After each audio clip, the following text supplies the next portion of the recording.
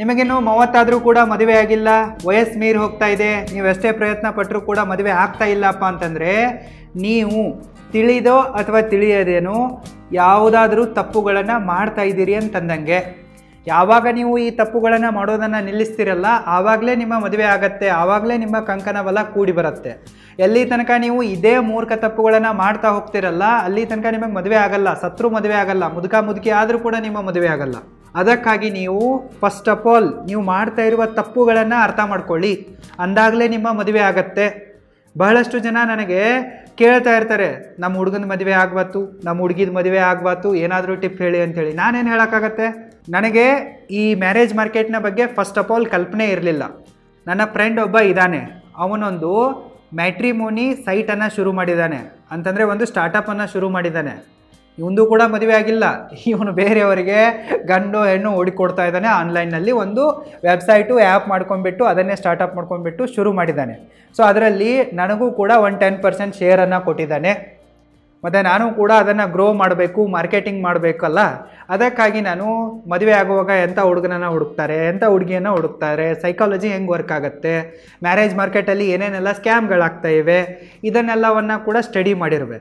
So ಇದರ base ಮೇಲೆ ನನಗೆ ಗೊತ್ತಾಗಿರುವ ವಿಷಯ ಏನಪ್ಪ ಅಂತಂದರೆ, ನಿಮ್ಮ ಮದುವೆ ಆಗ್ತಾ ಇಲ್ಲಪ್ಪ ಅಂತಂದರೆ ಇದರಲ್ಲಿ ನಿಮ್ಮ ತಪ್ಪು ಕೂಡ ಇರುತ್ತೆ, ಮತ್ತು ನಿಮ್ಮ ಫ್ಯಾಮಿಲಿಯವ್ರದ್ದು ನಿಮಗಿಂತ ದೊಡ್ಡ ಮೂರ್ಖತನ ಇರುತ್ತೆ, ದೊಡ್ಡ ತಪ್ಪಿರುತ್ತೆ. ಆ ಎಲ್ಲ ತಪ್ಪುಗಳನ್ನು ನಾನು ಇವತ್ತಿನ ವಿಡಿಯೋದಲ್ಲಿ ನಿಮಗೆ ಹೇಳುವೆ. ಕೇರ್ಫುಲ್ಲಾಗಿ ಕೇಳಿ, ಅಫೆಂಡ್ ಆಗಕ್ಕೆ ಹೋಗ್ಬೇಡಿ, ಸಿಟ್ ಮಾಡ್ಕೊಳಕ್ಕೆ ಹೋಗ್ಬೇಡಿ. ಇದು ನಿಮ್ಮ ರಿಯಾಲಿಟಿ ಆಗಿರುತ್ತೆ. ನಿಮ್ಮ ಮುಖವನ್ನೇ ನಿಮಗೆ ಕನ್ನಡಿಯಲ್ಲಿ ನೋಡ್ಕೊಂಡಂಗೆ ಆಗತ್ತೆ. ಬೇಜಾರಿಲ್ಲದೆ ನೀವು ಕೇರ್ಫುಲ್ಲಾಗಿ ಇದನ್ನು ನೋಡಿ ಮತ್ತು ಆ ತಪ್ಪುಗಳನ್ನು ಮಾಡೋದನ್ನು ನಿಲ್ಲಿಸಿ, ಖಂಡಿತವಾಗಿಯೂ ನಿಮ್ಮ ಮದುವೆ ಆಗೇ ಆಗತ್ತೆ. Reason number 1, unrealistic expectations. ಇವತ್ತಿನ ಕಾಲದಲ್ಲಿ ಮದುವೆ ಆಗುವ ಹುಡುಗನಲ್ಲಿ, ಹುಡುಗಿಯಲ್ಲಿ ಮತ್ತು ಅವರ ತಂದೆ ತಾಯಿಗಳಲ್ಲಿ ಅನ್ರಿಯಲಿಸ್ಟಿಕ್ ಎಕ್ಸ್ಪೆಕ್ಟೇಷನ್ಗಳಿವೆ. ಎಲ್ಲರೂ ಕೂಡ ತಮ್ಮ ಯೋಗ್ಯತೆಗೆ ಮೀರಿದ ಹುಡುಗನನ್ನು, ಹುಡುಗಿಯನ್ನು ಹುಡುಕಾಡ್ತಾ ಇದ್ದಾರೆ. ಇದಕ್ಕಾಗಿಯೇ ಇವರ ಜೋಡಿ ಮ್ಯಾಚ್ ಆಗ್ತಾ ಇಲ್ಲ, ಇವರ ಮದುವೆ ಆಗ್ತಾ ಇಲ್ಲ. ಇವರ ಬೇಡಿಕೆಗಳಿವೆ ಎಲ್ಲ ಸ್ಟುಪಿಡ್ ಆಗಿವೆ, ಮೂರ್ಖ ಡಿಸೈರ್ಗಳಿವೆ. ರಿಯಲಿಸ್ಟಿಕ್ ಆಗಿ ಆಸೆ ಪಡೋದ್ರಲ್ಲಿ ತಪ್ಪೇನಿಲ್ಲ, ಆದರೆ ಅನ್ರಿಯಲಿಸ್ಟಿಕ್ ಆಗಿ ನೀವು ಆಸೆ ಪಡ್ತಾ ಇದ್ದೀರಾ ಅಂತಂದರೆ ನಿಮ್ಮ ಮದುವೆ ಆಗಲ್ಲ. ಉದಾಹರಣೆಗಾಗಿ ಹೇಳಬೇಕಂತಂದರೆ ಗೋರ್ಮೆಂಟ್ ಜಾಬಿನ ಡಿಮ್ಯಾಂಡು. ಈಗ ಮೋದಿ ಬಂದಾಗಿನಿಂದ 2015ರಿಂದಲೂ ಕೂಡ ನಿರುದ್ಯೋಗ ಸಮಸ್ಯೆ ಗಗನಕ್ಕೇರಿಬಿಟ್ಟಿದೆ. ಗೋರ್ಮೆಂಟ್ ಸೆಕ್ಟರ್ ಅಂತೂ ಕಂಪ್ಲೀಟ್ಲಿ ಕೊಲ್ಯಾಪ್ಸ್ ಆಗಿಬಿಟ್ಟಿದೆ. ಅದರಲ್ಲಿ ಏನು ಉಳಿದಿಲ್ಲ, ದುಡ್ಡು ಕೊಟ್ಟವ್ರಿಗೆ ಮಾತ್ರ ನೌಕರಿ ಸಿಗ್ತಾ ಇವೆ. ಫಸ್ಟ್ ಆಫ್ ಆಲ್ ಎಕ್ಸಾಮನ್ನೇ ಕರೀತಾ ಇಲ್ಲ, ಕರೆದ್ರೂ ಕೂಡ ನೆಟ್ಟಿಗೆ ನಡೆಸ್ತಾ ಇಲ್ಲ. ಹೀಗಿರುವಾಗ ಯಾರ ಹತ್ರ ದುಡ್ಡಿದೇನೋ ಲಂಚ ಕೊಡೋಕ್ಕೆ, ಮತ್ತು ಯಾರು ಪೊಲಿಟಿಕಲಿ ಆ್ಯಕ್ಟಿವ್ ಆಗಿದ್ದಾರೋ, ಇನ್ಫ್ಲೂಯೆನ್ಸ್ ಇದೆನೋ ಅಂಥವ್ರಿಗೆ ಮಾತ್ರ ಜಾಬ್ ಸಿಗ್ತಾ ಇದೆ. ಸೊ ಹೀಗಿರುವಾಗ ಗೋರ್ಮೆಂಟ್ ಜಾಬ್ ಸಿಕ್ಕವ್ರು ಯಾಕೆ ಗೋರ್ಮೆಂಟ್ ಜಾಬ್ ಇಲ್ಲದೆ ಇರೋರನ್ನು ಮದುವೆ ಆಗ್ತಾರೆ? ನೀವು ಗೋರ್ಮೆಂಟ್ ಜಾಬ್ ಹೋಲ್ಡರ್ ಆಗಿದ್ದೀರಾ ಅಂತಂದರೆ ಗೋರ್ಮೆಂಟ್ ಜಾಬ್ ಇರೋರನ್ನೇ ಹುಡುಕೋದ್ರಲ್ಲಿ ತಪ್ಪಿಲ್ಲ, ಆಸೆ ಪಡೋದ್ರಲ್ಲಿ ತಪ್ಪಿಲ್ಲ. ಆದರೆ ನೀವು ನಿರುದ್ಯೋಗಿಗಳಾಗಿದ್ದೀರಾ, ಮನೆಯಲ್ಲಿ ಕುಂತಿದ್ದಾಳೆ ಹುಡುಗಿ, 30 ಆದರೂ ಕೂಡ ಮುದುಕಿ ಥರ ಕಾಣಿಸ್ತಾಳೆ. ಸೊ ಹೀಗಿರುವಾಗ ಅವಳ ಹತ್ರ ಏನು ಗೋರ್ಮೆಂಟ್ ಜಾಬು ಇಲ್ಲ, ಪ್ರೈವೇಟ್ ಜಾಬು ಇಲ್ಲ, ಅವಳೇನು ದುಡಿತಾನೂ ಇಲ್ಲ, ಕೆಲಸನೂ ಇಲ್ಲ, ಅಡುಗೆನೂ ಮಾಡೋಕ್ಕೆ ಬರಲ್ಲ, ಸೋಂಬೇರಿ ಇದ್ದಾಳೆ, ಟಿ ವಿ ನೋಡ್ತಾಳೆ, ಸೀರಿಯಲ್ ನೋಡ್ತಾಳೆ. ಇಂಥವಳನ್ನು ಯಾಕೆ ದುಡ್ಡು ಕೊಟ್ಬಿಟ್ಟು ಗೋರ್ಮೆಂಟ್ ಜಾಬ್ ಹಿಡಿದಿರೋನು ಮದುವೆ ಆಗ್ತಾನೆ? ಈಗ ದುಡ್ಡು ಕೊಟ್ಬಿಟ್ಟು ಗೋರ್ಮೆಂಟ್ ಜಾಬ್ ಹಿಡ್ದಿದ್ದಾನಪ್ಪ ಅಂತಂದರೆ ಅವನ ಉದ್ದೇಶ ಏನಿರುತ್ತೆ? ರಿಕವರಿ ಮಾಡ್ಕೊಳ್ಳೋದಿರುತ್ತೆ, ದೋಚೋದಿರುತ್ತೆ. ಸರಿನಾ? ಮಿನಿಮಮ್ ಗೋರ್ಮೆಂಟ್ ಜಾಬ್ಗೆ ಇವತ್ತಿನ ಕಾಲದಲ್ಲಿ 50 ಲಕ್ಷನಾದರೂ ಲಂಚ ಕೊಡಬೇಕಾಗತ್ತೆ. ಕೊಟ್ಟಿದ್ದಾನೆ ಅಂತಂದರೆ ವಾಪಸ್ ತೆಗೆದುಕೊಳ್ಳೋದಿರುತ್ತೆ, ಅದನ್ನೆಲ್ಲ ಸಮಾಜದಿಂದ ದೋಚೋದಿರುತ್ತೆ. ಸೊ ಅವನೇನು ಎಕ್ಸ್ಪೆಕ್ಟ್ ಮಾಡ್ತಾನೆ? ನಂತರ ಇರುವ ಹುಡುಗಿನೇ ಬೇಕು, ಇಲ್ಲ ಹುಡುಗಿಗೆ ದುಡ್ಡು ಕೊಟ್ಟು ಹಚ್ಚಿದ್ದಾರೆ ಅಂತಂದರೆ ಅವಳದ್ದು ಎಕ್ಸ್ಪೆಕ್ಟೇಷನ್ ಕೂಡ ಅದೇ ಇರುತ್ತೆ. ಅಂದರೆ ಇದೇ ಥರ ಸ್ಟೇಬಲ್ ಆಗಿರುವವನು, ದೋಚೋನೇ ಬೇಕು ಅಂತ ಹೇಳ್ಬಿಟ್ಟು ನೀವೇನಾದರೂ ಗೋರ್ಮೆಂಟ್ ಜಾಬ್ ಇರುವ ಹುಡುಗನೇ ಬೇಕು, ಹುಡುಗಿನೇ ಬೇಕು ಅಂತ ಹೇಳ್ಬಿಟ್ಟು ಹಗಲುಗನಸು ಕಾಣ್ತಾ ಕುಳಿತಿದ್ರಪ್ಪ ಅಂತಂದರೆ ನಿಮ್ಮ ಮದುವೆ ಈ ಜನ್ಮದಲ್ಲಿ ಆಗಲ್ಲ. ಇದನ್ನು ನೀವು ಅರ್ಥ ಮಾಡ್ಕೊಳ್ಳಿ. ಪ್ರೈವೇಟ್ ಸೆಕ್ಟರ್ನಲ್ಲೂ ಕೂಡ ಒಳ್ಳೊಳ್ಳೆ ಹುಡುಗರಿದ್ದಾರೆ, ಒಳ್ಳೊಳ್ಳೆ ಹುಡುಗಿಯರಿದ್ದಾರೆ. ಈ ಗೋರ್ಮೆಂಟ್ನವರಿಗಿಂತಲೂ ಕೂಡ ನಿಯತ್ತಾಗಿ ಜಾಸ್ತಿ ದುಡಿತಾ ಇದ್ದಾರೆ, ಅಂಥವರು ಕೂಡ ಇದ್ದಾರೆ. ಸ್ವಲ್ಪ ಕಣ್ತೆರೆದು ನೋಡಿ. ಇನ್ನು ಕೆಲವೊಂದಿಷ್ಟು ಮೂರ್ಖ ಹುಡುಗರ ಆಸೆ ಇರುತ್ತೆ. ಅದೇನಪ್ಪ ಅಂತಂದರೆ ನನಗೆ ಬ್ಯೂಟಿಫುಲ್ ಆಗಿರುವ ಹುಡುಗಿನೇ ಬೇಕು ಅಂಥೇಳಿ. ಎವ್ರೇಜ್ ಆಗಿರುವ ಹುಡುಗಿಯರು ಕೂಡ ಎಂಗೇಜ್ ಆಗಿರ್ತಾರಪ್ಪ. ಸ್ಕೂಲು ಕಾಲೇಜ್ನಲ್ಲಿರುವಾಗಲೇ ಎಲ್ಲ ಹುಡುಗಿಯರು ಹಿಂಗೆ ಅಂತ ಹೇಳಲ್ಲ, ಬಟ್ ಮೆಜಾರಿಟಿ ಆಫ್ ಹುಡುಗಿಯರು ಎವ್ರೇಜ್ ಆಗಿದ್ದರೂ ಕೂಡ ಸ್ಕೂಲು ಕಾಲೇಜ್ಗಳಲ್ಲೇ ಕಮಿಟ್ ಆಗಿರ್ತಾರೆ, ಒಂಥರ ಸೋಲ್ಡ್ ಔಟ್ ಆಗಿರ್ತಾರೆ. ಸೊ ಇನ್ನು ನಿಮಗೆ ಎಲ್ಲಿಂದ ತರೋದು ಬ್ಯೂಟಿಫುಲ್ ಆಗಿರುವ ಹುಡುಗಿಯರು? ಎವರೇಜ್ ಆಗಿರುವ ಹುಡುಗಿಯರಿಗೆ ಇಷ್ಟು ಡಿಮ್ಯಾಂಡ್ ಇದೆ ಅಂತಂದರೆ ಬ್ಯೂಟಿಫುಲ್ ಆಗಿರುವ ಹುಡುಗಿಯರಿಗೆ ಇದಕ್ಕಿಂತಲೂ 20-30 ಪಟ್ಟು ಜಾಸ್ತಿ ಡಿಮ್ಯಾಂಡ್ ಇರುತ್ತೆ. ಸೊ ಅವರ ಎಕ್ಸ್ಪೆಕ್ಟೇಷನ್ಸ್ಗಳು ಬೇರೆ ಇರ್ತವೆ. ಸೊ ನೀವಲ್ಲಿ ಎಷ್ಟೇ ಒಂದು ಈ ಹಠ ಹಿಡ್ಕೊಂಡು ಕೂತ್ರೂ ಕೂಡ ನಿಮ್ಮ ಮದುವೆ ಆಗೋದು ಡಿಲೇ ಆಗ್ತಾ ಹೋಗುತ್ತೆ. ನಿಮ್ಮ ಹತ್ರ ಸರ್ಕಾರಿ ನೌಕರಿ ಇದೆಯಪ್ಪ ಅಂತಂದರೆ ಇದಕ್ಕಿಂತಲೂ ಬೆಸ್ಟ್ ಫೇರ್ನೆಸ್ ಕ್ರೀಮ್ ಯಾವುದೇ ಇಲ್ಲ. ನಿಮ್ಮ ಹತ್ರ ಸರ್ಕಾರಿ ನೌಕರಿ ಇದೆ ಅಂತಂದ್ರೂ ಕೂಡ ನೀವು ಮಂಗನ್ ಥರ ಇದ್ದೀರಾ, ನೀವು ಷಂಡ ಇದ್ದೀರಾ ಅಂತಂದ್ರೂ ಕೂಡ ನಿಮ್ಮ ಮದುವೆ ಆಗುತ್ತೆ. ಬಟ್ ನಿಮ್ಮ ಹತ್ರ ಸರ್ಕಾರಿ ನೌಕರಿ ಇಲ್ಲಪ್ಪ ಅಂತಂದರೆ ಬ್ಯೂಟಿಫುಲ್ ಆಗಿರುವ ಹುಡುಗಿಯರು ನಿಮ್ಮನ್ನು ಮದುವೆ ಆಗಲ್ಲ. ಬ್ಯೂಟಿಫುಲ್ ಆಗಿರುವ ಹುಡುಗಿಯರ ಫಸ್ಟ್ ಚಾಯ್ಸ್ ಏನಿರುತ್ತೆ, ಗೌರ್ಮೆಂಟ್ ಜಾಬ್ ಹೋಲ್ಡರು, ಆಫೀಸರು, ಮತ್ತು ಮನೆಯಲ್ಲೇನು ಕೆಲಸ ಮಾಡಬಾರ್ದು, ಇವಳಿಗೇನು ರಿಸ್ಟ್ರಿಕ್ಷನ್ ಹಾಕಬಾರ್ದು, ಬಿಸ್ನೆಸ್ ಮ್ಯಾನ್ ಆಗಿರಬೇಕು, ಕೋಟಿಗಟ್ಟಲೆ ಇರಬೇಕು ಅನ್ನೋದಿರುತ್ತೆ. ಅದೆಲ್ಲವೂ ನಿಮ್ಮ ಹತ್ರ ಇಲ್ಲ ಅಂತಂದರೆ ಬ್ಯೂಟಿಫುಲ್ ಆಗಿರುವ ಹೆಂಡತಿ ನಿಮಗೆ ಸಿಗಲ್ಲ. ಈ ಒಂದು ಭ್ರಮೆಯಿಂದ ಮತ್ತು ಅನ್ರಿಯಲಿಸ್ಟಿಕ್ ಎಕ್ಸ್ಪೆಕ್ಟೇಷನ್ನಿಂದ ನೀವು ಹೊರ ಬರಬೇಕು. ಇನ್ನು ಬಹಳಷ್ಟು ಹುಡುಗಿಯರದ್ದು ಮತ್ತು ಹುಡುಗಿಯ ತಂದೆ ತಾಯಿಗಳ ಒಂದು ಡಿಮ್ಯಾಂಡ್ ಏನಿರತ್ತಪ್ಪ ಅಂತಂದರೆ, ಹುಡುಗ ಕಂಪಲ್ಸರಿ ಸಿಟಿಯಲ್ಲಿರಬೇಕು, ಇಲ್ಲವೇ ಅವನ ಹತ್ರ ಸ್ವಂತ ಮನೆ ಇರಬೇಕು, ಸ್ವಂತ 5-6 ಎಕರೆ ಜಮೀನು ಇರಬೇಕು ಅನ್ನೋ ಒಂದು ಮೂರ್ಖ ಡಿಮ್ಯಾಂಡ್ ಇರುತ್ತೆ. ಈ ಹುಡುಗಿಯ ಅಪ್ಪನಿಗೆ ಸ್ವಂತ ಕಾರ್ ತೆಗೆದುಕೊಳ್ಳೋಕ್ಕೆ, ಸ್ವಂತ ಮನೆ ತೆಗೆದುಕೊಳ್ಳೋಕ್ಕೆ, ಸ್ವಂತ ಜಮೀನು ತೆಗೆದುಕೊಳ್ಳೋಕ್ಕೆ 50-60 ವರ್ಷ ಆಗಿರುತ್ತೆ. ಪೆನ್ಷನ್ ಫಂಡಿಂದ ಈ ಮುದಿಯ ಇದನ್ನು ಖರೀದಿ ಮಾಡಿರ್ತಾನೆ. ಬಟ್ ಮದುವೆ ಆಗುವ 25 ವರ್ಷದ ಹುಡುಗರಿಂದ 30 ವರ್ಷದ ಹುಡುಗರಿಂದ ಏನು ಎಕ್ಸ್ಪೆಕ್ಟ್ ಮಾಡ್ತಾ ಇರ್ತಾನಪ್ಪ ಅಂತಂದರೆ, ಹುಡುಗನ ಹತ್ರ ಸ್ವಂತ ಮನೆ ಬೇಕು, ಸ್ವಂತ ಜಮೀನು ಬೇಕು ಅಂತ ಹೇಳ್ಬಿಟ್ಟು. ಹೆಂಗೆ ಪಾಸಿಬಲ್ ಇದೆ? ಒಬ್ಬ ಹುಡುಗ ಗ್ರ್ಯಾಜುಯೇಷನ್ ಕಂಪ್ಲೀಟ್ ಮಾಡಬೇಕಪ್ಪ ಅಂತಂದರೆ 21 ವರ್ಷ ಹೋಗುತ್ತೆ. PG ಕಂಪ್ಲೀಟ್ ಮಾಡಬೇಕಪ್ಪ ಅಂತಂದರೆ 23 ವರ್ಷ ಆಗುತ್ತೆ. ಮುಂದೆ ಅವನು ಏನಾದರೂ ಸ್ವಲ್ಪ ಸ್ಕಿಲ್ ಡೆವಲಪ್ಮೆಂಟು ಅದು ಇದು ಮಾಡ್ಕೊಂಡ್ಬಿಟ್ಟು ಜಾಬ್ ಸೇರೋ ಅಷ್ಟರಲ್ಲಿ 25 ವರ್ಷ ಆಗುತ್ತೆ. ಜಾಬಿಗೆ ಸೇರ್ತಾ ಇದ್ದಂತೆ ಇವನಿಗೆ ಯಾರಾದರೂ 2-3 ಲಕ್ಷ ಸ್ಯಾಲ್ರಿ ಕೊಡ್ತಾರಾ? ಸ್ಟಾರ್ಟಿಂಗಲ್ಲಿ 40,000 ಕೊಟ್ಟರೆ ದೊಡ್ಡದಿದೆ. ಸೊ ಈ ರೀತಿ ಆ ಹುಡುಗ ಒಂದು 4-5 ವರ್ಷ ಕೆಲಸ ಮಾಡಿದಾಗ ಒಂದು 10-12 ಲಕ್ಷ ಸೇವಿಂಗ್ ಆಗುತ್ತೆ. ಸೊ ಇದರಲ್ಲಿ ಅವನು ಮದುವೆ ಆಗಬೇಕಾ, ಅಥವಾ ಡೌನ್ ಪೇಮೆಂಟ್ ಮಾಡಿ ಕಾರ್ ತೊಗೋಬೇಕಾ, ಜಮೀನು ತೊಗೋಬೇಕಾ, ಮನೆ ತೊಗೋಬೇಕಾ? ಬಹಳಷ್ಟು ಹುಡುಗರ ಪರಿಸ್ಥಿತಿ ಇದೇ ಆಗಿದೆ. ಯಾರ ಅಪ್ಪ ಹರಾಮ್ ಕೋರ್ ಇದಾನಲ್ಲ ಅವರ ಮಕ್ಕಳು ಮಾತ್ರ ಬೇಗನೆ ಸೆಟ್ಲ್ ಆಗ್ತಾರೆ ಜೀವನದಲ್ಲಿ. ಇವರಪ್ಪ ಹರಾಮಿ ದುಡ್ಡನ್ನು ಹೊಡಿತಾ ಇರ್ತಾನೆ, ಬ್ಲ್ಯಾಕ್ ಬಿಸ್ನೆಸ್ಗಳನ್ನು ಮಾಡ್ತಾ ಇರ್ತಾನೆ, ಪೊಲಿಟಿಷಿಯನ್ಸ್ಗಳ ಚಮಚಾಗಿರಿ ಮಾಡ್ತಾ ಇರ್ತಾನೆ, ಧರ್ಮದ ದಂಧೆ ನಡೆಸ್ತಾ ಇರ್ತಾನೆ, ಗೋರ್ಮೆಂಟ್ ಜಾಬ್ ಮಾಡ್ತಾ ಇಲ್ಲಿ ಟೇಬಲ್ ಕೆಳಗಿಂದ ತೊಗೊತಾ ಇದ್ದಾನಪ್ಪ ಅಂತಂದರೆ ಮಾತ್ರ ಅವನ ಮಗನ ಹತ್ರ ಬೇಗನೆ ಸ್ವಂತ ಮನೆ ಆಗುತ್ತೆ. 25ನೇ ವಯಸ್ಸಿಗೆ ಮನೆ, ಕಾರು, ಜಮೀನು, ಬಂಗ್ಲೆ ಎಲ್ಲ ಇರುತ್ತೆ. ನೀವು ಸ್ವಲ್ಪ ಈ ಭ್ರಷ್ಟ ದುಷ್ಟ ರೇಪಿಸ್ಟರ ಮಕ್ಕಳನ್ನು ನೋಡಿ, ಪೊಲಿಟಿಷಿಯನ್ಗಳ ಮಕ್ಕಳನ್ನು ನೋಡಿ, ಹುಟ್ಟುತ್ತಾ ಇದ್ದಂತೆ ಇವ್ರ ಹೆಸರಿಗೆ 100 ಕೋಟಿ ಆಸ್ತಿ ಬಂದಿರುತ್ತೆ, ಜಮೀನು ಮನೆ ಬಂದಿರುತ್ತೆ. ಸೊ ಇದೆಲ್ಲವೂ ಕೂಡ ಮಿಕ್ಕವರಿಗೆ ಸಾಧ್ಯ ಇಲ್ಲ. ಯಾವ ಹುಡುಗನ ಅಪ್ಪ ಹರಾಮ್ ಕೋರಿದಾನಲ್ಲ, ಭ್ರಷ್ಟಾಚಾರಿ ಇದಾನಲ್ಲ, ದುಷ್ಟರಿದಾನಲ್ಲ, ಅಂಥವ್ರ ಮಕ್ಕಳು ಮಾತ್ರ ಬೇಗನೆ ತಮ್ಮ ಲೈಫಲ್ಲಿ ಸ್ವಂತ ಮನೆ, ಜಮೀನು, ಕಾರು ಎಲ್ಲ ಮಾಡೋಕ್ಕೆ ಸಾಧ್ಯ ಇದೆ. ಅಟ್ಲೀಸ್ಟ್ ಒಬ್ಬ ಹುಡುಗ ನಿಯತ್ತಾಗಿ ಸಂಪಾದನೆ ಮಾಡಿಬಿಟ್ಟು ಸ್ವಂತ ಮನೆ, ಸ್ವಂತ ಜಮೀನು, ಸ್ವಂತ ಕಾರು ಎಲ್ಲ ಮಾಡಬೇಕಪ್ಪ ಅಂತಂದರೆ 30 ದಾಟಿ ಹೋಗುತ್ತೆ, 30ಗಿಂತಲೂ ಜಾಸ್ತಿ ಆಗತ್ತೆ. ಹುಡುಗರ ಲೈಫಲ್ಲಿರುವ ಒಂದು ಪೀಕ್ ಇಯರ್ ಯಾವುದಪ್ಪ ಅಂತಂದರೆ 40 ವರ್ಷ. 40-45 ವರ್ಷದ ನಂತರ ಗಂಡು ಮಕ್ಕಳ ಜೀವನದಲ್ಲಿ ಫೈನಾನ್ಷಿಯಲ್ ಸಕ್ಸಸ್ ಸಿಗೋಕ್ಕೆ ಶುರು ಆಗತ್ತೆ. ಸೊ ಅಂಥದ್ರಲ್ಲಿ ನೀವು ಹುಡುಗಿಯ ತಂದೆ ತಾಯಿಗಳಾಗಿಬಿಟ್ಟು ನಿಮ್ಮಿಂದಲೇ ಅಸಾಧ್ಯವಾಗಿರೋದನ್ನು ಹೆಂಗೆ ಆ ಎಳೆ ಮಕ್ಕಳ ಹತ್ರ, ಯುವಕರ ಹತ್ರ ಎಕ್ಸ್ಪೆಕ್ಟ್ ಮಾಡ್ತೀರಾ? ಸೊ ಯಾವ್ಯಾವ ಹುಡುಗಿಯ ತಂದೆ ತಾಯಿಗಳು ಸ್ವಂತ ಮನೆ ಇರುವ ಹುಡುಗ ಬೇಕು, ಸ್ವಂತ ಜಮೀನು ಇರುವ ಹುಡುಗ ಬೇಕು ಅಂತೇಳಿ ಕುಂತಿದಾರಲ್ಲ, ಅಂಥ ಹುಡುಗಿಯರ ಮದುವೆ ಆಗೋದೇ ಇಲ್ಲ, ಆಗ್ತಾನೇ ಇಲ್ಲ. ಆ ಹುಡುಗಿಯರ ಏಜ್ ಬಾರ್ ಆಗಿ ಹೋಗ್ತಾ ಇದೆ. ಡೇಟ್ ಬಾರ್ ಆಗಿರುವ ಹುಡುಗಿಯರನ್ನೇ ಯಾರೂ ಕೂಡ ಮುಂದೆ ಮದುವೆ ಆಗಲ್ಲ. ಸೊ ಈ ಒಂದು ಮೂರ್ಖ ಅನ್ರಿಯಲಿಸ್ಟಿಕ್ ಎಕ್ಸ್ಪೆಕ್ಟೇಷನ್ನಿಂದ ಹೊರಬನ್ನಿ.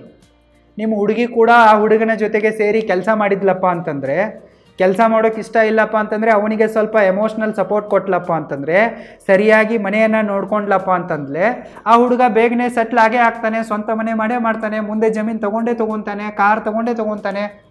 ಬಟ್ ಸ್ಟಾರ್ಟಿಂಗಲ್ಲೇ ಎಲ್ಲ ಬೇಕು, ಅದಿದ್ರೇ ಮದುವೆ ಆಗೋದು, ಅದಿದ್ರೇ ನಾವು ಹೆಣ್ಣು ಕೊಡೋದು ಅಂತಂದರೆ ನಿಮ್ಮಂಥ ಮೂರ್ಖರು ಯಾರೂ ಇಲ್ಲ ಅಂತಂದಂಗೆ. ಸೊ ನಿಮ್ಮ ಮಕ್ಕಳ ಭವಿಷ್ಯವನ್ನು ನೀವೇ ಹಾಳು ಮಾಡ್ತಾ ಇದ್ದೀರಾ ಅಂತಂದಂಗೆ. ಸೊ ನಿಮಗೇನಾದರೂ ಇಂತಹ ಪೇರೆಂಟ್ಸ್ಗಳಿದ್ದರೆ ನೀವು ಅವರ ಭರವಸೆ ಮೇಲೆ ಕುಳಿತುಕೊಳ್ಳೋಕೆ ಹೋಗ್ಬಿಡಿ.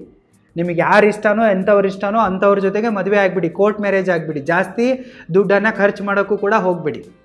ಸೊ ನಿಮ್ಮ ತಂದೆ ತಾಯಿಗಳು ಈ ರೀತಿ ಮನಿ ಮೈಂಡೆಡ್ ಇದ್ರಪ್ಪ ಅಂತಂದರೆ ಅವರ ಭರವಸೆ ಮೇಲೆ ಕೂತ್ಕೊಳ್ಳೋಕೆ ಹೋಗ್ಬಿಡಿ, ನಿಮ್ಮ ಜೀವನ ಹಾಳಾಗತ್ತೆ, ನಿಮ್ಮ ಏಜ್ ಬಾರ್ ಆಗುತ್ತೆ. ಒಂದು ವೇಳೆ ನಿಮ್ಮ ಪೇರೆಂಟ್ಸ್ಗಳು ಇರ್ರಿಸ್ಪಾನ್ಸಿಬಲ್ ಆಗಿದ್ರಪ್ಪ ಅಂತ ಅಂದ್ಕೊಳ್ಳಿ, ಆವಾಗಲೂ ಕೂಡ ನಿಮ್ಮ ಮದುವೆ ಡಿಲೇ ಆಗ್ತಾ ಇರುತ್ತೆ. ಆವಾಗಲೂ ಕೂಡ ನೀವು ನಿಮ್ಮ ಪೇರೆಂಟ್ಸ್ಗಳ ಮತ್ತು ರಿಲೇಟಿವ್ಸ್ಗಳ ನಂಬಿಕೆಯ ಮೇಲೆ ಕಾಯಕ್ಕೆ ಹೋಗ್ಬೇಡಿ. ಅವರು ನಿಮ್ಮ ಜವಾಬ್ದಾರಿ ಹೊತ್ಕೊಳ್ಳಲ್ಲ. ನಿಮಗೆ ನಿಮ್ಮ ರಿಲೇಟಿವ್ಸ್ಗಳಲ್ಲಿ ರೆಸ್ಪೆಕ್ಟ್ ಸಿಗಬೇಕಪ್ಪ ಅಂತಂದರೆ ನಿಮ್ಮಪ್ಪ ಒಳ್ಳೆಯ ವ್ಯಕ್ತಿಯಾಗಿರಬೇಕು, ನಿಮ್ಮಮ್ಮ ಒಳ್ಳೆಯ ವ್ಯಕ್ತಿಯಾಗಿರಬೇಕು, ಮತ್ತು ನಿಮ್ಮಪ್ಪ ರಿಚ್ ಆಗಿರಬೇಕು. ಅಂದಾಗಲೇ ನಿಮಗೆ ಊರಲ್ಲಿ, ಈ ಸಮಾಜದಲ್ಲಿ ಮತ್ತು ನಿಮ್ಮ ರಿಲೇಟಿವ್ಸ್ಗಳ ಮಧ್ಯದಲ್ಲಿ ರೆಸ್ಪೆಕ್ಟ್ ಸಿಗ್ತಾ ಇರುತ್ತೆ. ಸೊ ನಿಮ್ಮ ಅಪ್ಪ ಸ್ಟೇಬಲ್ ಇದ್ದಾನೆ, ರಿಚ್ ಇದ್ದಾನೆ ಅಂತಂದರೆ, ಸರಿಯಾಗಿದ್ದಾನೆ ಅಂತಂದರೆ ಎಲ್ಲರೂ ಕೂಡ ನಿಮಗೆ ಆಫರ್ ಕೊಡ್ತಾರೆ, ಬಯೋಡಾಟಾ ಕಳಿಸ್ತಾರೆ. ನಿಮ್ಮ ಅಪ್ಪ ಪೂವರ್ ಇದ್ದಾನೆ ಅಂತಂದರೆ ಯಾರೂ ಕೂಡ ನಿಮಗೆ ಬಯೋಡಾಟಾ ಕಳಿಸಲ್ಲ. ನೀವೆಷ್ಟೇ ಸಕ್ಸಸ್ಫುಲ್ ಆಗಿದ್ದರೂ ಕೂಡ ಅಂಥ ಸಿಚುವೇಶನ್ಗಳಿಗೆ ನಿಮ್ಗೆ ಯಾರೂ ಕೂಡ ಹೆಣ್ಣು ಕೊಡಲ್ಲ, ಯಾರೂ ಕೂಡ ಮದುವೆ ಆಫರ್ ಕೊಡಲ್ಲ. ಸೊ ಆವಾಗ ನೀವೇನು ಮಾಡಿ, ನಿಮ್ಮ ಸ್ವಂತ ದಮ್ಮಿನ ಮೇಲೆ ಹುಡುಗಿಯನ್ನು ಹುಡ್ಕೋಕ್ಕೆ ಶುರು ಮಾಡಿ. ನೀವೇನಾದರೂ ಇಂತಹ ಇರ್ರೆಸ್ಪಾನ್ಸಿಬಲ್ ಫೆಲೋಗಳಿದ್ದಾಗ ಅವರ ಒಂದು ಭರವಸೆ ಮೇಲೆ ಕುಂತ್ಕೊಂಡ್ರಪ್ಪ ಅಂತಂದರೆ ನಿಮ್ಮ ಮದುವೆ ಆಗಲ್ಲ. ಇನ್ನು ಈ ಪೇರೆಂಟ್ಸ್ಗಳದ್ದು ಮತ್ತೊಂದು ಮೂರ್ಖ ಡಿಮ್ಯಾಂಡ್ ಏನಿರತ್ತಪ್ಪ ಅಂತಂದರೆ, ಹುಡುಗ ಇಲ್ಲವೇ ಹುಡುಗಿ ನಮ್ಮ ಜಾತಿಯದ್ದೇ ಇರಬೇಕು, ನಮ್ಮ ಧರ್ಮಕ್ಕೇನೆ ಸೇರಿರಬೇಕು ಅನ್ನೋ ಒಂದು ಅನ್ರಿಯಲಿಸ್ಟಿಕ್ ಎಕ್ಸ್ಪೆಕ್ಟೇಷನ್ ಇರುತ್ತೆ. ಈ ಜಾತಿ ಧರ್ಮಗಳೆಲ್ಲ ಯಾರಿಗಿರ್ತಾವಪ್ಪ ಅಂತಂದರೆ ದರಿದ್ರಗಳಿಗಿರ್ತವೆ, ಬಡವರಿಗಿರ್ತವೆ. ಯಾರು ಸ್ವಂತ ದಮ್ ಮೇಲೆ ತಮ್ಮ ಐಡೆಂಟಿಟಿಯನ್ನು ಬಿಲ್ಡ್ ಮಾಡಿರಲ್ವೋ ಅವ್ರಿಗೆ ಮಾತ್ರ ಜಾತಿ ಧರ್ಮಗಳಿರ್ತವೆ. ಮನುಷ್ಯರಿಗೆ ಜಾತಿ ಧರ್ಮಗಳಿರಲ್ಲ. ದೇಶದ್ರೋಹಿಗಳಿಗೆ, ಸಮಾಜ ದ್ರೋಹಿಗಳಿಗೆ, ಮನುಷ್ಯ ದ್ರೋಹಿಗಳಿಗೆ ಈ ಜಾತಿ ಧರ್ಮಗಳಿರ್ತವೆ. ಸೊ ನೀವೇನಾದರೂ ನಮ್ಮ ಜಾತಿದೇ ಬೇಕು, ನಮ್ಮ ಧರ್ಮದೇ ಬೇಕು ಅಂತ ಅಂದ್ಕೊಂಡ್ರೆ ಸಿಗಲ್ಲ. ಡಿಲೇ ಆಗೇ ಆಗುತ್ತೆ, ಮದುವೆ ಲೇಟ್ ಆಗೇ ಆಗುತ್ತೆ. ನೀವು ನಿಮ್ಮ ಮಕ್ಕಳಿಗೆ ಮದುವೆ ಆಗುವಾಗ ಇಲ್ಲವೇ ನೀವೇ ಮದುವೆ ಆಗುವಾಗ ಲೈಫ್ ಪಾರ್ಟ್ನರನ್ನು ಹುಡ್ಕೋವಾಗ ಆ ಹುಡುಗ ಸರಿಯಾಗಿದ್ದಾನಾ ಇಲ್ವಾ, ಆ ಹುಡುಗಿ ಸರಿಯಾಗಿದ್ದಾನಾ ಇಲ್ವಾ, ಕಲ್ತಿದ್ದಾಳ ಅಥವಾ ಇಲ್ವಾ, ಸಂಪಾದನೆ ಮಾಡ್ತಾ ಇದ್ದಾಳ ಇಲ್ವಾ, ಇಷ್ಟು ನೋಡಿದರೆ ಸಾಕು. ಜಾತಿ, ಧರ್ಮ, ಕುಲ, ಗೋತ್ರ, ಜಾತಕ ಇಂತಹ ಎಲ್ಲ ಮೂಢನಂಬಿಕೆಗಳಲ್ಲಿ, ಸಮಾಜದ್ರೋಹಿ ನಂಬಿಕೆಗಳಲ್ಲಿ ನೀವಿದ್ರಪ್ಪ ಅಂತಂದರೆ ನಿಮ್ಮ ಮದುವೆ ಆಗಲ್ಲ, ನಿಮ್ಮ ಮಕ್ಕಳ ಮದುವೆ ಕೂಡ ಆಗಲ್ಲ, ಡಿಲೇ ಆಗ್ತಾನೆ ಹೋಗುತ್ತೆ. ಏಜ್ ಬಾರ್ ಆಯ್ತಪ್ಪ ಅಂತಂದರೆ ಮುಗೀತು, ಸತ್ರು ಮದುವೆ ಆಗಲ್ಲ. ಆವಾಗ ನೀವೇ ದುಡ್ಡು ಕೊಟ್ಬಿಟ್ಟು ನನ್ನ ಮಗಳನ್ನು ಮದುವೆ ಆಗು ಅಂತೇಳಿ ಕೈಕಾಲು ಬೀಳಬೇಕಾಗತ್ತೆ. ಇನ್ನು ಕೆಲವೊಂದಿಷ್ಟು ಜನರದ್ದು ಮತ್ತೊಂದು ಡಿಮ್ಯಾಂಡ್ ಇರುತ್ತೆ, ಸೇಮ್ ಪ್ರೊಫೆಷನ್ನಲ್ಲೇ ಹುಡುಕ್ತಾ ಇರ್ತಾರೆ ಅವರು. ಟೀಚರ್ ಇದ್ದರೆ ಟೀಚರೇ ಬೇಕು, ಇಂಜಿನಿಯರ್ ಇದ್ದರೆ ಇಂಜಿನಿಯರೇ ಬೇಕು, ಡಾಕ್ಟರ್ ಇದ್ದರೆ ಡಾಕ್ಟರೇ ಬೇಕು, ಬಿಸ್ನೆಸ್ ಮ್ಯಾನ್ ಇದ್ದರೆ ಬಿಸ್ನೆಸ್ ಮ್ಯಾನ್ ಬೇಕು ಅಂತೇಳಿ ಸೇಮ್ ಪ್ರೊಫೆಷನ್ನವರನ್ನೇ ಹುಡುಕ್ತಾ ಇರ್ತಾರೆ. ಇದು ಕೂಡ ಒಂದು ಅನ್ರಿಯಲಿಸ್ಟಿಕ್ ಎಕ್ಸ್ಪೆಕ್ಟೇಷನೇ ಆಗಿದೆ. ಈಗ ನಾನು ಎಷ್ಟೋ ಡಾಕ್ಟರ್ಸ್ಗಳನ್ನು ನೋಡಿರುವೆ, ಅವರು ನಾನ್ ಡಾಕ್ಟರ್ಸ್ಗಳನ್ನು ಮದುವೆ ಆಗಿದ್ದಾರೆ ಮತ್ತು ಸುಖವಾಗಿ ಸಂಸಾರ ಮಾಡಿದ್ದಾರೆ, ಅವ್ರಿಗೂ ಕೂಡ ಮಕ್ಕಳಾಗ್ತಾಯಿವೆ, ಎಲ್ಲವೂ ಕೂಡ ನೆಟ್ಟಿಗಿದೆ. ಟೀಚರ್ಗಳಿದ್ದರೆ ನೀವು ಟೀಚರನ್ನೇ ಮದುವೆ ಆಗಬೇಕಂತೇಳಿ ಏನು ಕಾನೂನಿಲ್ಲ. ನೀವು ಇಂಜಿನಿಯರ್ ಇದ್ದೀರಾ, ಇಂಜಿನಿಯರ್ಗಳನ್ನೇ ಮದುವೆ ಆಗಬೇಕಂತ ಏನು ಕಾನೂನಿಲ್ಲ. ನೀವು ನಿಮ್ಮ ಲೈಫನ್ನು ಈ ಪ್ರೊಫೆಷನ್ದೊಂದಿಗೆ ಮದುವೆ ಮಾಡ್ಕೊಳ್ತಾ ಇಲ್ಲ ಗುರು. ನೀವು ವ್ಯಕ್ತಿಗಳೊಂದಿಗೆ ಮದುವೆ ಆಗ್ತಾ ಇದ್ದೀರಾ, ವ್ಯಕ್ತಿಯನ್ನು ನೋಡಿ. ಅದನ್ನು ಬಿಟ್ಟು ದುಡ್ಡನ್ನು, ಆಸ್ತಿಯನ್ನು, ಸ್ವಂತ ಮನೆ ಬೇಕು, ಗೌರ್ಮೆಂಟ್ ಜಾಬ್ ಬೇಕು, ಸೇಮ್ ಪ್ರೊಫೆಷನ್ ಬೇಕು ಅಂತೇಳಿ ಹಠ ಹಿಡಿಯೋಕ್ಕೆ ಹೋಗಬೇಡಿ. ನೀವು ಈ ರೀತಿ ಸೇಮ್ ಪ್ರೊಫೆಷನ್ನೇ ಬೇಕು, ಗೌರ್ಮೆಂಟ್ ಜಾಬ್ನವರೇ ಬೇಕು, ನಮ್ಮ ಜಾತಿಯವರೇ ಬೇಕು, ನಮ್ಮ ಧರ್ಮದವರೇ ಬೇಕು, ಇಂಥವರೇ ಬೇಕು, ಪರ್ಫೆಕ್ಟೇ ಬೇಕು ಅಂತೇಳಿ ಹಠ ಹಿಡಿದು ಕುಂತ್ರಪ್ಪ ಅಂತಂದರೆ ಈ ಜನ್ಮದಲ್ಲಿ ನಿಮ್ಮ ಮದುವೆ ಆಗಲ್ಲ. ಸ್ವಲ್ಪ ನಿಮ್ಮ ಹಠವನ್ನು ಕಡಿಮೆ ಮಾಡ್ಕೊಳ್ಳಿ, ರಿಯಾಲಿಟಿ ಎಲ್ಲಿಗಿದೆ ಅಂತ ಹೇಳಿ ನೋಡಿ, ಸ್ವಲ್ಪ ಮ್ಯಾಚೂರ್ ಆಗಿ. ಇನ್ನು ಹುಡುಗರು ಮದುವೆ ಆಗುವಾಗ ಮತ್ತೊಂದು ಏನು ಎಕ್ಸ್ಪೆಕ್ಟ್ ಮಾಡ್ತಾ ಇರ್ತಾರಪ್ಪ ಅಂತಂದರೆ, ನನ್ನನ್ನು ಮದುವೆ ಆಗುವ ಹುಡುಗಿ ನನಗಿಂತ ಕಡಿಮೆ ಕಲ್ತಿರಬೇಕು, ನನಗಿಂತ ಕಡಿಮೆ ಸಂಪಾದನೆ ಮಾಡ್ತಿರಬೇಕು ಅಂತೇಳಿ ಎಕ್ಸ್ಪೆಕ್ಟ್ ಮಾಡ್ತಾ ಇರ್ತಾರೆ. ಇದು ಕೂಡ ಅನ್ರಿಯಲಿಸ್ಟಿಕ್ ಮೂರ್ಖ ಎಕ್ಸ್ಪೆಕ್ಟೇಷನ್ ಆಗಿದೆ. ನಿಮ್ಮ ಹೆಂಡತಿ ನಿಮಗಿಂತ ಜಾಸ್ತಿ ಕಲ್ತಿದ್ದಾಳೆ ಅಂತಂದರೆ ಹೆಮ್ಮೆ ಪಡಬೇಕು ನೀವು. ಅವಳು ನಿಮಗಿಂತಲೂ ಜಾಸ್ತಿ ದುಡಿತಾ ಇದ್ದಾಳೆ ಅಂತಂದರೆ ಹೆಮ್ಮೆ ಪಡಬೇಕು. ನೀವು ಒಂದು ಸ್ವಲ್ಪ ಅಡ್ಜಸ್ಟ್ ಮಾಡ್ಕೊಂಡು ಹೋಗೋಕ್ಕೆ ರೆಡಿ ಆಗಿರಬೇಕು. ನೀವು ಹೆಂಗೆ ನೋಡಬೇಕಪ್ಪ ಅಂತಂದರೆ, ಅವಳು ಜಾಸ್ತಿ ದುಡಿತಾ ಇದ್ದಾಳೆ, ಜಾಸ್ತಿ ಕಲ್ತಿದ್ದಾಳೆ ಅಂತಂದರೆ ನನಗೂ ಕೂಡ ಸಪೋರ್ಟಿವ್ ಆಗ್ತಾಳೆ, ಮತ್ತು ಮುಂದೆ ನನ್ನ ಮಕ್ಕಳಿಗೂ ಕೂಡ ಜಾಸ್ತಿ ಕಲಿಸ್ತಾಳೆ ಅಂತೇಳಿ ಹಿಂಗೆ ಪಾಸಿಟಿವ್ ಆಗಿ ಯೋಚನೆ ಮಾಡಬೇಕು. ಎಲ್ಲ ಹುಡುಗಿಯರೇನು ಅಹಂಕಾರಿಗಳೇ ಇರಲ್ಲ. ಎಲ್ಲ ಹುಡುಗಿಯರು ಏನುಗೆ ನೀವು ಕಡಿಮೆ ಕಲ್ತಿದ್ದೀರಾ, ಕಡಿಮೆ ಸಂಪಾದನೆ ಮಾಡ್ತಾ ಇದ್ದೀರಾ ಅಂಥೇಳಿ ನಿಮ್ಮನ್ನು ಅಂಡರ್ ಎಸ್ಟಿಮೇಟ್ ಮಾಡ್ತಾ ಇರಲ್ಲ. ಸೊ ನೀವು ಸ್ವಲ್ಪ ಮಾತುಕತೆ ಮಾಡಿದರೆ ಆ ಹುಡುಗಿ ಒಳ್ಳೆಯವಳಿದಾಳ, ಕೆಟ್ಟವಳಿದಾಳ, ದುರಹಂಕಾರಿ ಇದ್ದಾಳ ಗೊತ್ತಾಗತ್ತೆ. ಸ್ವಲ್ಪ ನೀವು ನಿಮ್ಮ ಮೈಂಡ್ಸೆಟನ್ನು ಚೇಂಜ್ ಮಾಡ್ಕೋಬೇಕು. ಇನ್ನು ಯಾವ ಹುಡುಗಿಯರು ಸ್ವಲ್ಪ ಕಲ್ತಿದ್ದಾರೆ, ಸ್ವಲ್ಪ ದುಡ್ಡನ್ನು ಸಂಪಾದನೆ ಮಾಡ್ತಾ ಇದ್ದಾರಲ್ಲ, ಇಂಥ ಹುಡುಗಿಯರ ಡಿಮ್ಯಾಂಡ್ಸ್ಗಳಂತೂ ಗಗನಕ್ಕೆ ಏರ್ಬಿಟ್ಟಿವೆ. ಸ್ಟುಪಿಡಿಟಿ ಅಂತೂ ಹೇಳೋಕ್ಕೆ ಬೇಡ, ಅಷ್ಟೇ ಆಗಿಬಿಟ್ಟಿವೆ. ನನ್ನ ಗಂಡ ನನಗಿಂತಲೂ ಜಾಸ್ತಿ ಸಂಪಾದನೆ ಮಾಡಬೇಕು, ನನ್ನ ಗಂಡ ನನಗಿಂತಲೂ ಜಾಸ್ತಿ ಕಲ್ತಿರಬೇಕು. ಸೊ ಎಲ್ಲರೂ ಹಿಂಗೆ ಹಠ ಹಿಡ್ಕೊಂಡು ಕುಂತುಬಿಟ್ರೆ ತರೋದೆಲ್ಲಿಂದ ಇಂಥ ಪೀಸ್ಗಳನ್ನು? ಹೆಂಗೆ ಸಾಧ್ಯ ಇದೆ? ಇನ್ನು ಇವ್ರ ಮನೆಯವರು ಹಂಗೆ ಇರ್ತಾರೆ, ನಮ್ಮ ಅಳಿಯ ನಮಗಿಂತಲೂ ಶ್ರೀಮಂತರಾಗಿರಬೇಕು, ನಮ್ಮ ಫ್ಯಾಮಿಲಿ ಸ್ಟೇಟಸ್ಗಿಂತ, ಫೈನಾನ್ಷಿಯಲ್ ಸ್ಟೇಟಸ್ಗಿಂತ ಅವನು ಜಾಸ್ತಿ ಆಗಿರಬೇಕು ಅಂತೇಳಿ ಹಠ ಹಿಡ್ಕೊಂಡು ಕುಂತಿರ್ತಾರೆ. ಹೆಂಗೆ ಪಾಸಿಬಲ್ ಇದೆ? ಸೊ ನೀವು ಇಲ್ಲಿ ಫ್ಯಾಮಿಲಿಗಳ ಜೊತೆಗೆ ಮದುವೆ ಮಾಡ್ತಾ ಇಲ್ಲ, ಸ್ಟೇಟಸ್ನ ಜೊತೆಗೆ ಮದುವೆ ಮಾಡ್ತಾ ಇಲ್ಲ, ಧನಗಳ ಜೊತೆಗೆ ಮದುವೆ ಮಾಡ್ತಾ ಇಲ್ಲ, ನೀವು ಮಾರಾಟ ಮಾಡ್ತಾ ಇಲ್ಲ ನೀವು ನಿಮ್ಮ ಹುಡುಗನನ್ನು, ಹುಡುಗಿಯನ್ನು. ಆದರೆ ನೀವೇನು ಮಾಡಿದ್ದೀರಾ? ಬ್ಯೂಟಿ ಪ್ರಾಪರ್ಟಿ ಗೇಮ್ ಮಾಡ್ಕೊಂಡ್ಬಿಟ್ಟಿದ್ದೀರಾ. ಮದುವೆಗಿರುವ ಪಾವಿತ್ರತೆಯನ್ನೇ, ಕಾನ್ಸೆಪ್ಟನ್ನೇ ಹಾಳು ಮಾಡಿಬಿಟ್ಟಿದ್ದೀರಾ. ಈಗ ಮುಖೇಶ್ ಅಂಬಾನಿ ಇದ್ದಾರೆ, richest person of the India. ಅವರೇನಾದರೂ ತಮ್ಮ ಮಗಳ ಮದುವೆ ಮಾಡುವಾಗ, ಈಶಾ ಅಂಬಾನಿಯ ಮದುವೆ ಆಯ್ತಲ್ಲ ರೀಸೆಂಟಾಗಿ 2-3 ವರ್ಷದಿಂದ, ಆವಾಗ ಅವರು ಹಾಗೆ ಹಠ ಹಿಡ್ಕೊಂಡು ಕುಂತ್ಬಿಟ್ಟಿದ್ರೆ ನನ್ನ ಅಳಿಯ ನನಗಿಂತಲೂ ಶ್ರೀಮಂತನಾಗಿರಬೇಕು, ಅವರ ಫ್ಯಾಮಿಲಿ ಸ್ಟೇಟಸ್ಸು ನಮಗಿಂತಲೂ 10 ಪಟ್ಟು ಇರಬೇಕು ಅಂತಂದರೆ ಸಾಧ್ಯ ಇದೆನಾ ಈಶಾ ಅಂಬಾನಿ ಮದುವೆ ಆಗೋಕ್ಕೆ? ಥಿಂಕ್ ಮಾಡಿ, ಈಶಾ ಅಂಬಾನಿಯ ಮದುವೆ ಆಗ್ತಾ ಇತ್ತಾ? ಈಗ ಅಂಬಾನಿಯವರು ತಮಗಿತ್ತಲೂ 1000 ಪಟ್ಟು ಕಡಿಮೆ ಫೈನಾನ್ಷಿಯಲ್ ಸ್ಟೇಟಸ್ ಇರುವ ಫ್ಯಾಮಿಲಿಗೇನೆ ತಮ್ಮ ಮಗಳನ್ನು ಕೊಟ್ಟಿದ್ದಾರೆ. ಯಾಕೆ ಕೊಟ್ಟಿದ್ದಾರೆ? ಅವರ ಮಗಳ ಮೇಲೆ ಅವರಿಗೆ ವಿಶ್ವಾಸ ಇದೆ. ನಮ್ಮ ಮಗಳು ಲಕ್ಷ್ಮಿ ಇದ್ದಾಳೆ, ನಾವು ಕಡಿಮೆ ಫ್ಯಾಮಿಲಿ ಸ್ಟೇಟಸ್ ಇರುವ ಮನೆ ಕೊಟ್ಟರೂ ಕೂಡ ಅವಳಲ್ಲಿ ಸರಿಯಾಗಿ ಇರ್ತಾಳೆ, ಗಂಡನಿಗೆ ಸಪೋರ್ಟ್ ಕೊಡ್ತಾಳೆ, ಮುಂದೆ ಒಂದಲ್ಲ ಒಂದು ದಿನ ಆ ಮನೆ ನಮ್ಮ ಫ್ಯಾಮಿಲಿಯ ಸ್ಟೇಟಸನ್ನು ಮೀರಿಸುತ್ತೆ, ಅಂಬಾನಿಗಿಂತಲೂ ಕೂಡ ಡಬಲ್ ಅಂಬಾನಿಯವರು ಆಗ್ತಾರೆ ಅನ್ನೋ ಭರವಸೆ ಮೇಲೆ ಮದುವೆ ಮಾಡಿಕೊಡ್ತಾರೆ. ಬಟ್ ಈ ನಕಲಿ ಶ್ರೀಮಂತರು ಇರ್ತಾವಲ್ಲ, ಅಲ್ಲಿಂದ ಇಲ್ಲಿಂದ ಗೋರ್ಮೆಂಟ್ ಸ್ಕೀಮಿಂದ ದುಡ್ಡು ತಂದುಬಿಟ್ಟು ಗೋರ್ಮೆಂಟ್ ಸ್ಕೀಮಲ್ಲೇ ಬದುಕಿರೋರು, ಗೋರ್ಮೆಂಟ್ ಸ್ಕೀಮ್ಗಳಲ್ಲೇ ಕೋಟ್ಯಾಧಿಪತಿಯಾಗಿರೋರು ಇರ್ತಾರಲ್ಲ, ಅವ್ರು ಮಾತ್ರ ಇಂಥ ಹಲ್ಕಟ್ಗಿರಿಗಳನ್ನು, ಹೊಲಸು ಯೋಚನೆಗಳನ್ನು ಇಟ್ಕೊಂಡು ಕುಂತಿರ್ತಾರೆ. ಹುಡುಗನ ಫ್ಯಾಮಿಲಿ ಸ್ಟೇಟಸ್ಸು ನಿಮ್ಮ ಫ್ಯಾಮಿಲಿ ಸ್ಟೇಟಸ್ಗಿಂತ ಕಮ್ಮಿ ಇದ್ದರೆ ಏನು ಕೊರತೆ ಆಗಲ್ಲ. ಒಂದು 4 ಜನ ಕೊಳಕು ರಿಲೇಟಿವ್ಸ್ಗಳಿರ್ತಾರೆ, ಅವ್ರು ಮಾತಾಡ್ಕೊತಾರೆ ಅಷ್ಟೇ. ಬಟ್ ನಿಮಗೇನಾಗಬೇಕಾಗಿದೆ? ನಿಮ್ಮ ಮಗನ ಖುಷಿ ಮುಖ್ಯ, ಸೇಫ್ಟಿ ಮುಖ್ಯ, ಅವ್ರು ಬಾಳಿ ಬದುಕೋದು ಮುಖ್ಯ. ಇಲ್ಲಿ ನಿಮ್ಮ ಪ್ರತಿಷ್ಠೆ, ನಿಮ್ಮ ಹಠ, ನಿಮ್ಮ ಚಾಯ್ಸ್ಗಳನ್ನು ಸ್ವಲ್ಪ ಪಕ್ಕಕ್ಕಿಡಿ. ನಿಮ್ಮ ಹುಡುಗಿಯ ಒಂದು ಸ್ವಲ್ಪ ವಿಚಾರಗಳನ್ನು, ಅವರ ಎಕ್ಸ್ಪೆಕ್ಟೇಷನ್ಗಳನ್ನು ಕೇಳಿ. ಬರೀ ನಿಮ್ಮದೇ ಪ್ರತಿಷ್ಠೆ, ನಿಮ್ಮದೇ ಆಸೆ, ನಿಮ್ಮದೇ ಕನಸುಗಳು ಅಂತೇಳಿ ಸಾಯಕ್ಕೆ ಹೋಗ್ಬಿಡಿ, ಹಠ ಹಿಡಿಯೋಕ್ಕೆ ಹೋಗ್ಬಿಡಿ.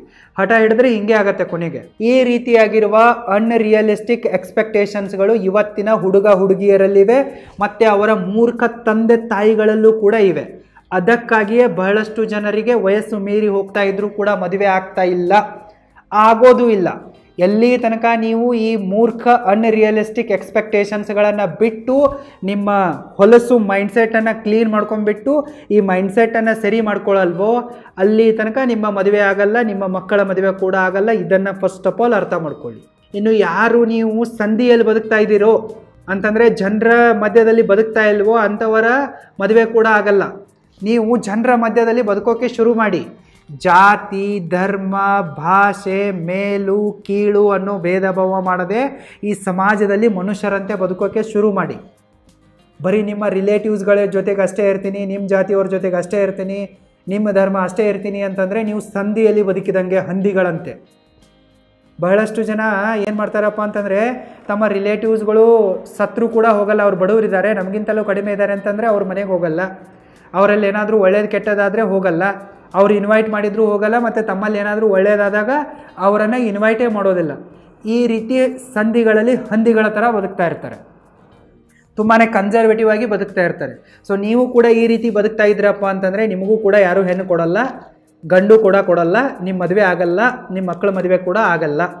ಅದಕ್ಕಾಗಿ ಸ್ವಲ್ಪ ಸಮಾಜದಲ್ಲಿ ಮನುಷ್ಯರಾಗಿ ಬದುಕೋಕೆ ಶುರು ಮಾಡಿ, ಬೇಗನೆ ನಿಮ್ಮ ಮದುವೆ ಆಗತ್ತೆ. ನೀವು ತಂದೆ ತಾಯಿಗಳಾಗಿ ನೀವು ಸರಿಯಾಗಿ ಸಮಾಜದಲ್ಲಿ ಮನುಷ್ಯರಂತೆ ಬದುಕೋಕೆ ಶುರು ಮಾಡಿದರೆ ಮಾತ್ರ ನಿಮ್ಮ ಮಕ್ಕಳ ಮದುವೆ ಆಗುತ್ತೆ. ಇಲ್ಲ ಅಂತಂದರೆ ಆಗಲ್ಲ. ಇಲ್ಲಪ್ಪ ಅಂತಂದರೆ ನೀವು ಕೂಡ ದರಿದ್ರಗಳಂತೆ ಮ್ಯಾಟ್ರಿಮೋನಿಯಲ್ ಸೈಟ್ಸ್ಗಳಲ್ಲಿ ನಿಮ್ಮ ಮಕ್ಕಳ ಬಯೋಡಾಟಾವನ್ನು ಅಡ್ವರ್ಟೈಸ್ಮೆಂಟ್ ಮಾಡಬೇಕಾಗತ್ತೆ.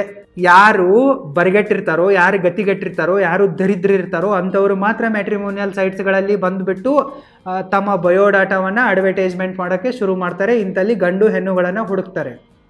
ಯಾರು ತಮ್ಮ ಅಂತಮಂದಿರ ಜೊತೆಗೆ ಸರಿಯಾಗಿರಲ್ವೋ, ಯಾರು ತಮ್ಮ ಫ್ಯಾಮಿಲಿಯಲ್ಲಿ ಸರಿಯಾಗಿರಲ್ವೋ, ಯಾರು ತಮ್ಮ ರಿಲೇಟಿವ್ಸ್ಗಳ ಜೊತೆಗೆ ಸರಿಯಾಗಿರಲ್ವೋ, ಯಾರು ಈ ಸಮಾಜದಲ್ಲಿ ಸರಿಯಾಗಿ ಬದುಕಲ್ವೋ ಅಂತಹ ಗತಿಗೆಟ್ಟವರೇ, ಅಂತಹ ಬರಿಗೆಟ್ಟವರೇ, ಅಂತಹ ದರಿದ್ರಗಳೇ ಈ ಮ್ಯಾಟ್ರಿಮೋನಿಯಲ್ ಸೈಟ್ಸ್ಗಳಲ್ಲಿ ಗಂಡು ಹೆಣ್ಣನ್ನು ಹುಡುಕ್ತಾರೆ. ನಿಮ್ಮ ತಂದೆ ತಾಯಿಗಳು ಏನಾದರೂ ವೇಟೇಜನ್ನು ಬೆಳೆಸ್ಕೊಂಡಿಲ್ಲಪ್ಪ ಅಂತಂದರೆ ನಿಮ್ಮ ಮದುವೆ ಆಗಲ್ಲ.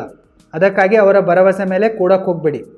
ಮತ್ತು ನಿಮ್ಮ ತಂದೆ ತಾಯಿಗಳು ಏನಾದರೂ ನಿಮ್ಮ ಬಯೋಡಾಟಾವನ್ನು ಮ್ಯಾಟ್ರಿಮೋನಿಯಲ್ ಸೈಟ್ನಲ್ಲಿ ಪಬ್ಲಿಷ್ ಮಾಡಿದ್ದಾರೆ ಅಂತಂದರೆ ಅನ್ಕೊಂಬಿಡಿ, ನಿಮಗೂ ಕೂಡ ವೇಟೇಜ್ ಇಲ್ಲ, ನಿಮ್ಮ ತಂದೆ ತಾಯಿಗಳಿಗೂ ಕೂಡ ವೇಟೇಜ್ ಇಲ್ಲ, ಮತ್ತು ನೀವು ಬರಗಟ್ಟಿದ್ದೀರಾ, ದರಿದ್ರದವ್ರು ಅಂತ ಅಂದ್ಕೊಂಡ್ಬಿಡಿ. ನೀವು ಯಾರು ಈ ಸಮಾಜದಲ್ಲಿ ಸರಿಯಾಗಿ ಬದುಕಿದ್ದಾರೆ, ಯಾರು ತಮ್ಮ ಅಂತಮಂದಿರ ಜೊತೆಗೆ, ಯಾರು ತಮ್ಮ ಕಾಲೋನಿಯ ಜನರ ಜೊತೆಗೆ, ಯಾರು ತಮ್ಮ ಎಲ್ಲ ರಿಲೇಟಿವ್ಸ್ಗಳ ಜೊತೆಗೆ, ಯಾರು ಈ ಸಮಾಜದಲ್ಲಿ ಮನುಷ್ಯರ ಜೊತೆಗೆ ಜಾತಿ, ಧರ್ಮ, ಭಾಷೆ ಭೇದ ಭಾವಗಳನ್ನು ಮಾಡದೆ, ಮೇಲು ಕೀಳು ಭೇದ ಭಾವವನ್ನು ಮಾಡದೆ ಬದುಕಿದಾರಲ್ಲ, ಅವರಿಗೆ ಬಯೋಡಾಟಾ ಪ್ರಿಪೇರ್ ಮಾಡುವ ಅವಶ್ಯಕತೆಯೂ ಬೀಳಲ್ಲ, ಮತ್ತು ಮ್ಯಾಟ್ರಿಮೋನಿಯಲ್ ಸೈಟ್ಸ್ಗಳಲ್ಲಿ ಬಂದುಬಿಟ್ಟು ದುಡ್ಡು ಹಾಕಿ ಅಡ್ವರ್ಟೈಸ್ಮೆಂಟ್ ಮಾಡುವ ಅವಶ್ಯಕತೆ ಕೂಡ ಬೀಳಲ್ಲ. ಬರಿಗೆಟ್ಟವರಿಗೆ, ದರಿದ್ರಗಳಿಗೆ, ಮತಿಗೆಟ್ಟವರಿಗೆ ಮಾತ್ರ ಈ ಆನ್ಲೈನ್ ಮ್ಯಾಟ್ರಿಮೋನಿಯಲ್ ಸೈಟ್ಸ್ಗಳ ಅವಶ್ಯಕತೆ ಬೀಳುತ್ತೆ, ಮತ್ತು ಈ ಮ್ಯಾರೇಜ್ ಬ್ರೋಕರ್ಗಳ ಅವಶ್ಯಕತೆ ಬೀಳುತ್ತೆ. ಸೊ ಈ ಒಂದು ಕಟು ಸತ್ಯವನ್ನು ಅರ್ಥ ಮಾಡ್ಕೊಳ್ಳಿ, ನಿಮ್ಮನ್ನು ನೀವು ಸುಧಾರಣೆ ಮಾಡ್ಕೊಳ್ಳಿ, ಮದುವೆ ಆಗತ್ತೆ.